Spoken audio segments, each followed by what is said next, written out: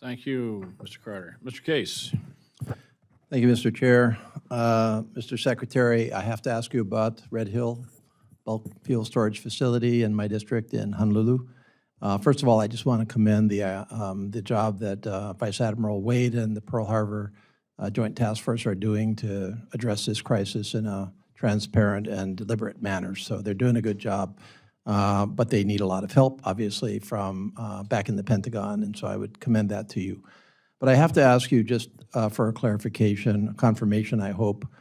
Does the Department of Defense remain fully committed to the expeditious and safe defueling and closure of the Red Hill facility? The Department of Defense remains fully committed, and I personally remain fully committed. As a matter of fact, I just met with the team out in Hawaii on this very topic here, and we routinely get updates. And I would agree with you that the Admiral is doing a tremendous job, and most important, he's doing a lot of good things to keep the community informed and you know, the delegation informed of what we're doing and what his needs are, what our requirements are. Thank you so much for that. Are you aware of any budgetary limitations on the Defense Department achieving the safe and expeditious defueling and closure of Red Hill? I've looked high and low for it. I don't believe so. I believe that you have the adequate funding to achieve that goal, but I don't want this budget to go past us if there are any limitations whatsoever in that mission, as well as the broader mission, which is you know, remediation, some health risks as well. Well, again, thanks for your continued support in this area as well. I am currently not aware of any obstacles that would prevent us from achieving our objectives. This is going to take some time, and things can change. And if they do change, and we do need have requirements, I'll certainly come back and ask for more help, sir. Okay, thank you so much. Let me shift gears on you, because I was also on the congressional delegation that the chair led to the Indo-Pacific. We were not only in Taiwan, but in Japan, Okinawa, and the Republic of Korea. And first of all, it was amazing to spend time with our service members there, top to bottom, high quality, committed to the job. So I just wanted to pass that along to you.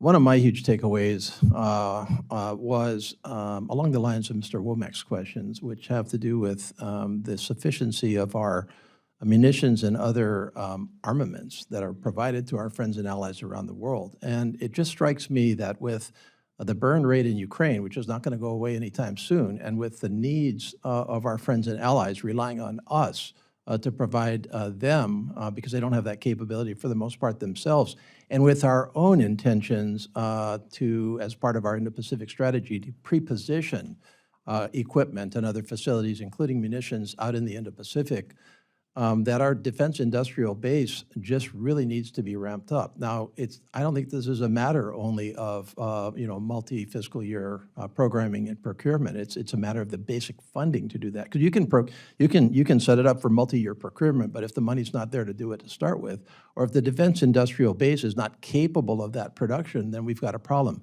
You referenced in your opening remarks $10 billion invested in our industrial base, and so what I'd like to explore with you is, how do we not get ourselves behind the 8 ball in terms of the basic needs that we have in both Ukraine and the Indo-Pacific, and conflicts that we may not know about today?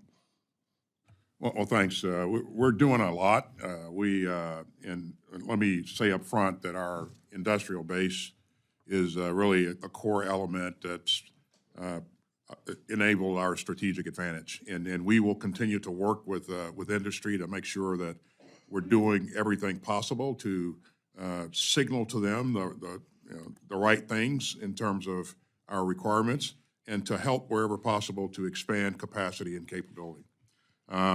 So you know, we have a $170 billion request for procurement. We've asked you for multi-year contracting authority, and I think those send powerful signals.